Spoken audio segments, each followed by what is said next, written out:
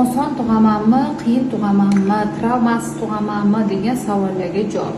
40 hafta 3 kunlik bo'lgan bola mana shaykasi ochilishni boshlagan, svichalar qo'ydik, shaykani tayyorladik. Necha kun svicha qo'ydingiz?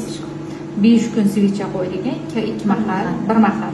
5 kun svicha qo'ydik, shaykani tayyorladik. Shayka uzun edi. Bizga travmasiz tug'ishlari uchun mana hozir shayka ochilgan. Xudo xolasa uzoq 2-3 kunda ichida ayolimiz tug'adilar. Shayka uzunligi 1-2. Yaxshi harakatda bo'lib tursalar, bugun ertaga tug'ishlari mumkin. Srogiga yetgan. Shaykani zo'r tayyorladik. Xudo xolasa mana shayka ochilyapti. Shaykamiz 4 cm dan uzun shayka edi. Bolajonimizning vaznini qaranglar. 4 kiloyu 123 grammni tashkil qilyapti. Men o'ylayman, asoratsiz tug'ruq bo'ladi, xudo xolasa. Zo'r.